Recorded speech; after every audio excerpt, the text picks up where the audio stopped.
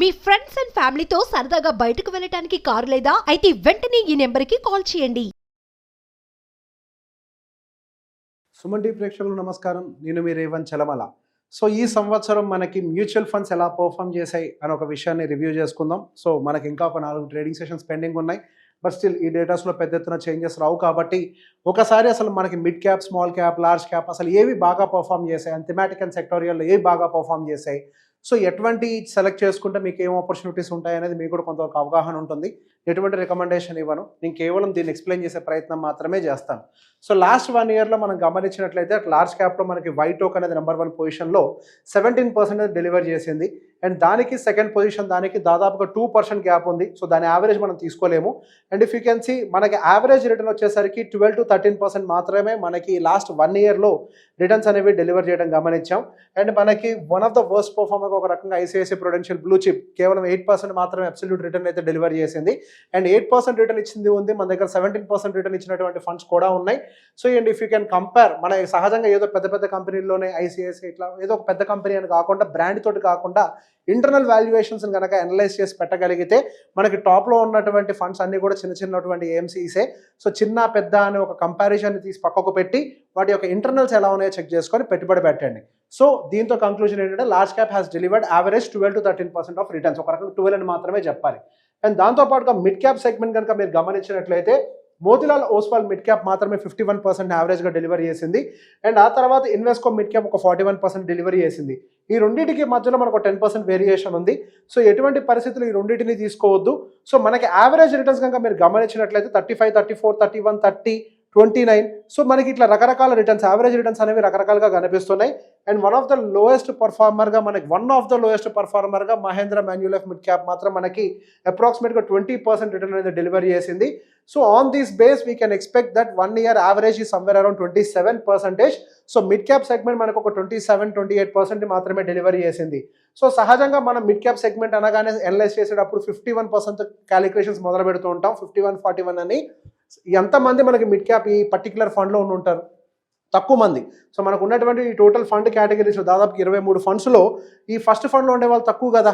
So బేసిక్గా ఒక్క ఫండ్ని చూసి మనం మోటివేట్ అవ్వకుండా యావరేజ్ రిటర్న్స్ మిడ్ క్యాప్ అనేది ఈ సంవత్సరం మనకి అప్రాక్సిమేట్గా ఒక 27%. అదే ఇండెక్స్ అయితే దాదాపు 23% అయితే రిటర్న్ ఇచ్చినట్టుంది కదా అబ్సల్యూట్. బట్ ఇది ఇంకా మనకి ఇండెక్స్ అయితే యావరేజెస్ బీట్ చేసినట్టుగానే కనిపిస్తుంది. అదే స్మాల్ క్యాప్ సెగ్మెంట్ కనుక మీరు గమనించినట్లయితే అప్రాక్సిమేట్గా మనకి హైయెస్ట్ బంధన్ స్మాల్ క్యాప్ దాదాపుగా 38% రిటర్న్ డెలివరీ చేసింది. అండ్ ఆ తర్వాత Invesco, bank of India, UTI, again చిన్న కంపెనీలే, ఇక్కడేం పెద్ద కంపెనీలు ఏం లేవు. ఇవన్నీ కూడా 38, 36, 29, 26. So one of the weakest పర్ఫార్మర్గా మనకు ఒక రకంగా పీజీఐఎం ఇండియా స్మాల్ క్యాప్ ఒకటి కనిపిస్తుంది. సో యావరేజ్గా దీని యొక్క రిటర్న్ కనుక మన యావరేజ్ తీసుకుంటే సమ్వేర్ అరౌండ్ సేమ్ అంత 26-27%. సో ఒక రకంగా చెప్పాలి అని అంటే గుడ్ రిటర్న్స్ ఇక్కడ మీరు డెలివరీ చేసింది యావరేజ్ చూసుకుంటే మిడ్ క్యాప్లో ఎక్కువగా కనిపిస్తున్నాయి. ఇక్కడ మనకి అట్లీస్ట్ 30 అబోవ్ ఉన్నటువంటి ఫండ్స్ ఒక 4-5 కనిపిస్తాయి, కానీ ఇక్కడ 30 అబోవ్ ఉన్నటువంటి ఫండ్స్ కేవలం 2 మాత్రమే కనిపిస్తున్నాయి. సో మనం తీసుకునేటప్పుడు ఖచ్చితంగా యావరేజ్ రిటర్న్, స్మాల్ క్యాప్ అంటే ఎక్కువ అగ్రెసివ్ రిటర్న్స్ ఉంటాయి. ఇలా కాకుండా యావరేజ్గా కంపేర్ చేసినప్పుడు one compare to small cap ఈ సంవత్సరం మిడ్ క్యాప్ అనేది మనకి స్టార్ పర్ఫార్మర్గా కనిపించింది. And if you can check the flexi cap when compare to small cap, ఆ స్మాల్ క్యాప్లో ఏమో 30 అబోవ్ ఉన్నటువంటి ఫండ్స్ 2 ఉన్నాయి, there is no doubt small క్యాప్లో. అండ్ అదే ఫ్లెక్సీ క్యాప్లో మనకి 30 అబోవ్ ఫండ్స్ అగైన్ 2 ఉన్నాయి. So when compare to small cap, flexi cap అనేది యావరేజ్ రిటర్న్స్ బెటర్గా డెలివర్ చేస్తున్నాయి అండ్ యాక్టివ్లీ మేనేజ్ లాగా కనిపిస్తున్నాయి. అండ్ ఇక్కడ కాకపోతే ఒక చిన్న ప్రాబ్లం ఏంటంటే మనకి టాప్ 2 వదిలేస్తే అక్కడి నుంచి హ్యూజ్ డీవియేషన్ కనిపిస్తుంది. మిగతా ఫండ్స్ దాదాపుగా మనకి 31.8 అంటే 22, దాదాపుగా 10% డిఫరెన్స్ తోటి ఫండ్స్ అన్ని కూడా మిగతా పర్ఫార్మెన్స్ ఇచ్చాయి. సో మనం యావరేజ్ రిటర్న్స్ మనం సమ్వేర్ అరౌండ్ 20%గా మాత్రమే తీసుకోగలుగుతాయి మొదటి 2 వదిలేసి. So flexi cap has delivered somewhere around మనకి 20%. అండ్ దాంతోపాటు if you can see the banking sector based mutual funds, banking sector based mutual funds మనకి యావరేజ్గా 17, 12, 11, 10 ఇట్లా డిఫరెంట్గా మనకి రిటర్న్స్ అయితే కనిపిస్తున్నాయి. బట్ దీని యొక్క average return I can only take like మన 15% మాత్రమే మించి అయితే రిటర్న్స్ అయితే కనిపించట్లేదు. And very few funds are above 15%, majority of the funds are below 12%. One of the weaker పర్ఫార్మర్గా మనకి ఇప్పుడు బ్యాంకింగ్ సెగ్మెంట్ కనిపిస్తుంది. అదే టెక్నాలజీ కనుక మీరు గమనించినట్లయితే 30 అబోవ్ దాదాపుగా మనకి 3 to 4 ఫండ్స్ కనిపిస్తున్నాయి. And majority of the funds అన్ని కూడా 20 అబోవ్ ఉన్నాయి. There are only few funds which are below 20.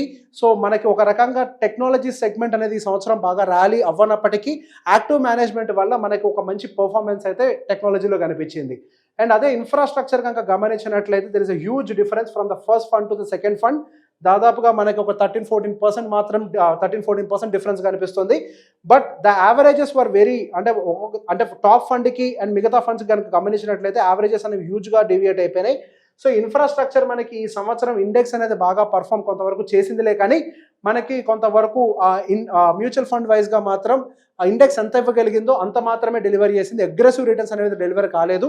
మనం ఇంతకుముందు ఒక అనాలిసిస్లో మాట్లాడుకున్న ఇన్ఫ్రాస్ట్రక్చర్ ఏదో సమ్ 15% ఏదో అబ్సల్యూట్ రిటర్న్ ఉండొచ్చని, సేమ్ అదే విధంగా మాత్రం మనకి ఇన్ఫ్రాస్ట్రక్చర్ మ్యూచువల్ ఫండ్స్ కూడా రిటర్న్స్ డెలివరీ చేశాయి.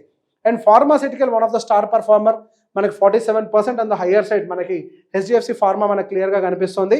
అండ్ దాదాపుగా మనకి 30% అబోవ్ ఉన్న ఫండ్స్ చాలా ఉన్నాయి, అబోవ్ 30% డెలివరీ చేసిన ఫండ్స్ చాలా ఉన్నాయి. And majority of the funds have delivered above 25%.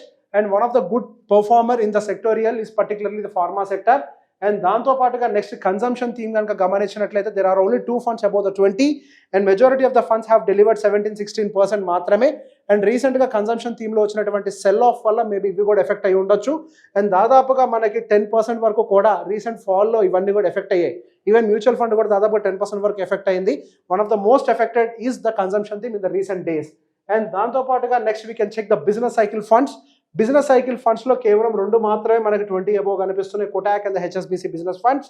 And మిగతా బిజినెస్ ఫండ్స్ అన్నీ కూడా మనకి బిలో యావరేజ్ మాత్రమే రిటర్న్ డెలివరీ చేశాయి. సో బిజినెస్ సైకిల్ ఫండ్స్ కొంతవరకు యాక్టివ్ అంటే ఇంతవరకు ప్రాపర్గా పర్ఫార్మెన్స్లోకి అయితే దిగలేదు. Majority of the business cycle funds అన్ని కూడా వీక్ పర్ఫార్మెన్సే ఇచ్చాయి. అండ్ దాంతోపాటుగా we can check the quant, one of the worst performer. ఈ మధ్య మనకి ఇట్లాంటి business cycle fund, quant fund, ఇట్లాంటి రకరకాల ఫండ్స్ వస్తూనే ఉన్నాయి. బట్ ఈ ఫండ్స్ యొక్క పర్ఫార్మెన్స్ మీరు గమనించినట్లయితే మనకి అన్ని వీకర్గానే కనిపిస్తున్నట్టు, క్వాంట్ కానీ బిజినెస్ సైకిల్ కానీ. సో ఈ సంవత్సరం మనకి బెస్ట్ పర్ఫార్మర్గా అటు స్టాక్ మార్కెట్లో డైరెక్ట్ ఇండెక్స్ లెవెల్లో చూసినా కానీ, అదేవిధంగా మనం మ్యూచువల్ ఫండ్ పరంగా చూసినా కానీ ఫార్మాసిటికల్ సెగ్మెంట్ అయితే బెస్ట్ పర్ఫార్మర్గా ఉంది. సో దీని యొక్క యావరేజెస్ కనుక మీరు గమనించినట్లయితే వన్ కంపేర్ టు ఇండెక్స్ అప్రాక్సిమేట్గా మనకు 34-36% డెలివర్ చేసినట్లయితే, ఇక్కడ మనకు దాదాపుగా 35% బీట్ చేసిన దాదాపుగా 4 ఫండ్స్ వరకు కూడా ఉన్నాయి, 4-5 ఫండ్స్ కూడా ఉన్నాయి. సో మనకి when compare to direct index, so mutual funds active management తోటి ఇండెక్స్ని బీట్ చేసే ప్రయత్నం చేశాయి. And of course there are few weaker funds also, that doesn't matter. So while constructing a mutual fund portfolio, ఏదో ఒక small cap segment అయితే బాగా return ఇస్తుంది అని ఒక ఎజంప్షన్ని పక్కకు పెట్టి ఒక కాంబినేషన్ ఆఫ్ పోర్ట్ఫోలియోని బిల్డ్ చేసుకొని నిఫ్టీ 500 అట్లీస్ట్ బీట్ చేసే ప్రయత్నం చేయగలిగితే we can generate good returns. ఒక లార్జ్ క్యాప్ని బీట్ చేయని అవసరం లేదు, మిడ్ క్యాప్ని బీట్ చేయని అవసరం లేదు. మన యావరేజ్ రిటర్న్స్ని బీట్ చేసిన అంటే ఒక 16% అబోవ్ 17% అబోవ్ యావరేజ్ రిటర్న్స్ ఉన్నా కానీ బెటర్గా తీసుకుంటున్నట్టే. We can't chase the winning horse, don't try to chase the winning horse, always try to build your portfolio. ఒకదాని వెనకాల పరిగెడితే రిజల్ట్ మనకి రాదు. ఒక పోర్ట్ఫోలియోని ప్రాపర్గా బిల్డ్ చేసుకుంటేనే ఒక మంచి రిజల్ట్ వస్తుంది. ఇఫ్ యూ కెన్ సీ ఇక్కడ ఒక్కొక్క ఫండ్కి ఎంత తేడా ఉందో, మన ఒక టాప్ ఫండ్లో ఉండడం అనేది ప్రాక్టికల్గా సాధ్యం కాదు. కాబట్టి కాంబినేషన్ ఆఫ్ ఫండ్స్ తోటి మన యావరేజ్ రిటర్న్స్ని బీట్ చేసే ప్రయత్నం చేయండి. Thank you very much.